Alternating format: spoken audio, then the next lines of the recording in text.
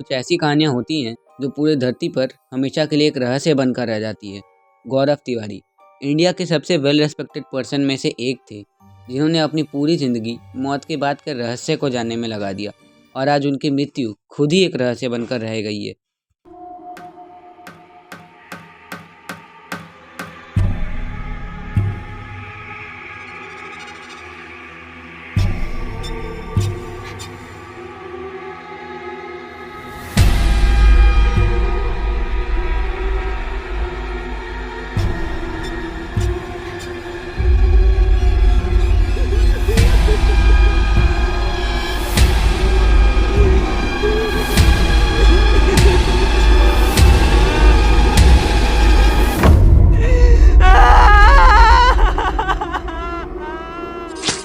गौरव तिवारी एक paranormal investigator थे और इंडियन पैरानॉर्मल सोसाइटी के फाउंडर भी थे। उनका जन्म 1986 में पटना में हुआ था। एक नॉर्मल से बचपन बिताने के बाद वो 21 साल की उम्र में ही अमेरिका चले गए एविएशन की पढ़ाई करने, लेकिन वहाँ जाकर उनकी पैरानॉर्मल चीज़ों में रुचि बढ़ गई। उन्होंने अमेरिका में कई पैरानॉर्मल ग्रुप्स का काम नज़दीक से देखा और धीरे धीरे वो एक पैरानॉर्मल इन्वेस्टिगेटर बनने का फ़ैसला कर लिए। और उनका इंटरेस्ट जगा था उस रूम के चलते जिसमें वो रेंट पर रहा करते थे फ्लोरिडा, अमेरिका में। फ्लोरिडा के जिस रूम में वो रहा करते थे उसमें रात के समय अजीब साउंड्स आया करती थी और चीज़ें अपने आप हिलने लगती थी। बहुत सी अजीब सी चीज़ों को उन्होंने अपने रूम में ऑब्ज़र्व किया। उन्होंने आस पड़ोस से ये पता लगाने की कोशिश की कि आखिर उस रूम में आखिर हुआ क्या था। तो उन्हें ये पता चला कि आस पड़ोस में भी ये बात फैली हुई है कि इस रूम में एक छोटी बच्ची की आत्मा मौजूद है और उन्हें इस चीज़ का पर्सनल आभास भी होने लगा था। तो उन्होंने देखा कि कई लोग अपनी पूरी ज़िंदगी इस फील्ड को डेडिकेट करते थे। ये फील्ड ऐसी नहीं है कि मिलियंस ऑफ डॉलर्स की अर्निंग कोई आराम से कर सकता है, लेकिन फिर भी जिज्ञासा किसी भी मटेरियलिस्टिक चीज़ से ज़्यादा बड़ी होती है। उन्होंने इन चीज़ों पर स्टडी किया, इसकी डिटेल्ड पढ़ाई। पैरानॉर्मल चीज़ों पर रिसर्च करके पैसा कमाना ये एक्चुअल कैरियर होता है।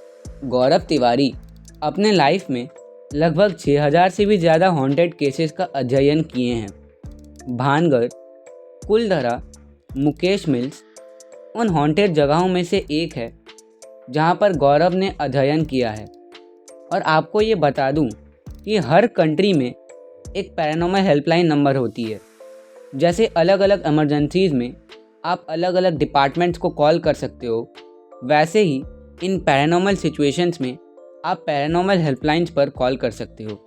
और गौरव तिवारी जब इंडियन पैरानॉर्मल सोसाइटी बनाए थे तब उनका भी मकसद यही था कि जो लोग स्पिरिचुअल दुनिया की नेगेटिव साइड से जूझ रहे हैं उनकी हेल्प हो सके। क्योंकि ऐसे अजीब से प्रॉब्लम से जूझ रहे लोग अगर ये प्रॉब्लम आसपास के लोगों या रिलेटिव्स को बताएंगे तो वो उनको पागल कहेंगे। हालांकि केस मेंटल डिस्टर्बेंस का भी हो सकता है, लेकिन अगर हेल्पलाइन हो तो कुछ तो पता लगे कि कुछ पैरानॉर्मल है या मेडिकल इशू। यहाँ पर बात अंधविश्वास को फैलाने की नहीं है, बल्कि इन सोसाइटीज़ का काम होता है सच को पता लगाना। गौरव तिवारी की एक खास बात थी कि वो जो भी काम करते थे उसे विज्ञान के आधार पर करते थे। वो हमेशा साइंस को ध्यान में रखते हुए अपने प्रोजेक्ट्स को करते थे। वो हर एक रीडिंग को एज अ प्रूफ रिकॉर्ड करके रखते थे। अगर कोर्ट में कोई केस चला जाए तो वो कोर्ट के सामने किसी प्रूफ को तो रख सके, क्योंकि कोर्ट सिर्फ प्रूफ को मानता है, बातों को नहीं। अगर कहीं पर भी कोई पैरानॉर्मल एक्टिविटी होती थी तो वो उस केस को पूरी दुनिया के सामने लाते थे। और अगर कोई अफवाह फैली हुई थी तो वो भी सबको बताते थे कि ये सिर्फ एक अफवाह है और उधर कोई घोस्टली प्रेजेंस नहीं है।